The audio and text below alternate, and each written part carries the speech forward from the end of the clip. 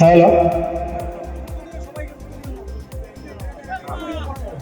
যে সমস্ত কার্যকর্তারা তৃণমূল থেকে বিজেপিতে জয়েন করবেন, যোগদান করবেন, তারা মঞ্চের সামনে আসবার জন্য বিশেষ অনুরোধ জানাচ্ছি। ওনাকেও বলবো আমাদের মঞ্চস্থ ব্যক্তিদের বরণ করে নেবার জন্য।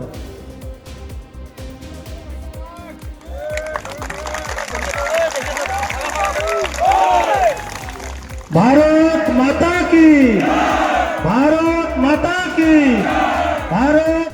সদস্য পরাণ সরকার মহাশয় আমাদের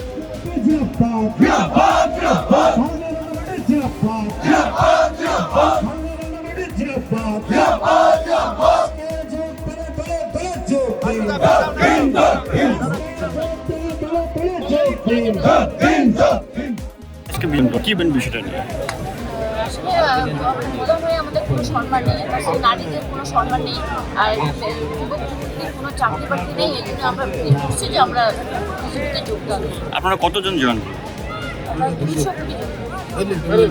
কতজন? পঞ্চায়েত কজন? আপনার নাম? কল্যাণী রায়। ডোমনি 2 নম্বর গ্রাম পঞ্চায়েত সম্মানীয় প্রধান এবং তার সঙ্গে একজন পঞ্চায়েত রানিং পঞ্চায়েত সহ 220টি পরিবার আজকে তৃণমূল কংগ্রেস ছেড়ে ভারতীয় জনতা পার্টিতে যোগদান করে। কি উদ্দেশ্য, কি মনে করছেন, কেন করলো? উদ্দেশ্য তো পরিষ্কার, কারণ তৃণমূল কংগ্রেসের থেকে যারা গরু চুরি, কয়লা চুরি, শিক্ষা চুরি করতে পারেনি বা যাদেরকে দিয়ে তৃণমূল করাতে পারেনি, তো স্বাভাবিকভাবে তারা বাধ্য হয়ে কী করবে? এই ভ্রষ্টাচারের বিরুদ্ধে লড়াই করবার জন্য তো একমাত্র প্ল্যাটফর্ম ভারতীয় জনতা পার্টি। আজকে গোটা পশ্চিমবঙ্গ জুড়ে নৈরাজ্য সৃষ্টি হয়েছে। এই ডোমনি 2 গ্রাম পঞ্চায়েতে খোঁজ দিয়ে দেখেন, এখানেই প্রায় 1000-এর উপরে শিক্ষিত মেধাযুক্ত ছেলে মেয়েরা কর্মসংস্থানের অভাবে ভিন রাজ্যে চলে গেছে, পরিযায়ী শ্রমিক। এখানেই এই অঞ্চলে বিগত দিনে শিশু খুন হয়েছে, এই অঞ্চলেই বিগত দিনে নারীদের অসম্মান হয়েছে। তো স্বাভাবিকভাবে এর থেকে তো পরিত্রাণ পেতে হবে। তো পরিত্রাণ পাওয়ার জন্য একটাই প্ল্যাটফর্ম ভারতীয় জনতা পার্টি। আসন্ন ভোট উপস্থিত সামনে, আর এই প্ল্যাটফর্মে থেকে ভারতীয় জনতা পার্টির পক্ষে আজকে যারা জয়েন করলেন তারা ভোট করাবেন এবং তৃণমূল কংগ্রেস এখানে বিরাট ব্যবধানে পরাজিত হবে। শুধু এখানে না, গোটা পশ্চিমবঙ্গ জুড়ে তৃণমূল কংগ্রেস পরাজয় হবে।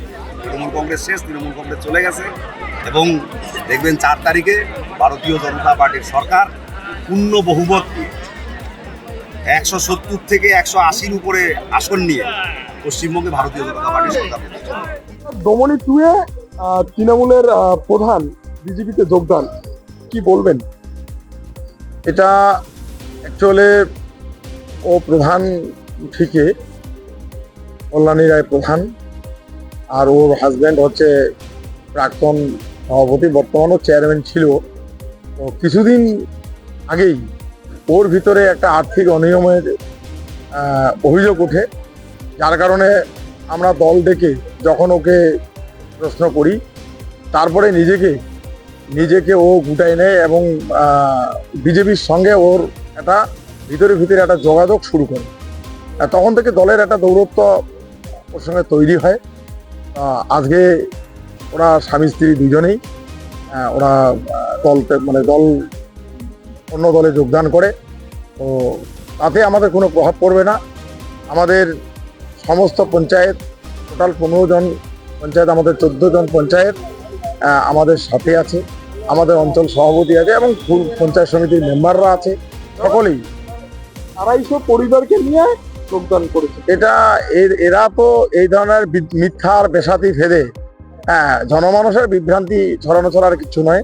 ওখানে সর্বসাকুল্যে হয়তো 30-40টা লোক হবে, ওরা স্বামী স্ত্রী ব্যতীত তৃণমূলের আর কেউ ছিল না, তৃণমূলের আর কোনো লোক ছিল না।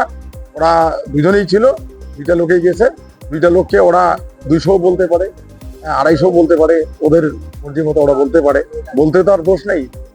নির্বাচনে কি তার প্রভাব পড়বে? কোনো প্রভাব পড়বে না, নির্বাচনে কোনো প্রভাব পড়বে না, কারণ ইতিপূর্বেই ওর বিরুদ্ধে যখন আর্থিক অনিয়মের অভিযোগ ওঠে, তখন দল তার সঙ্গে দৌরত্ব একটা তৈরি করে, দলের সঙ্গে দূরত্ব তৈরি হয়, দলের পথেই চলবে। মানে এই কারণেই কি যেতে পারে, কি মনে করছেন? হ্যাঁ, ওটা তো ভারতীয় জনতা পার্টি তো হচ্ছে ওয়াশিং মেশিন। ওখানে যত বড়ই ইয়ারা যাক, ওখানে গেলেই তো মনে করো যে ওয়াশিং হয়ে যায়, ফ্রেশ হয়ে যায়, কুলিন হয়ে যায়। যত ছাট মাল তৃণমূলে যারা প্রাপ্ত, তৃণমূলে যারা মনে করো যে তৃণমূলে যারা উচ্ছিষ্ট, তারাই তো আজকে ভারতীয় জনতা পার্টিতে যোগদান করছে। আপনার নাম, আপনার পরিচয়? আমি বাবলু রায়, ময়নাগুড়ি 1 নং ব্লক তৃণমূল কংগ্রেসের সভাপতি। আমাদের ভিডিও ভালো লাগলে লাইক এবং শেয়ার করুন। কমেন্ট সেকশনে গিয়ে জানান আপনাদের মতামত। আরও ভিডিও পেতে আমাদের চ্যানেল সাবস্ক্রাইব করুন এবং প্রতি মুহূর্তে খবরের আপডেট পেতে প্রেস করুন বেল আইকন।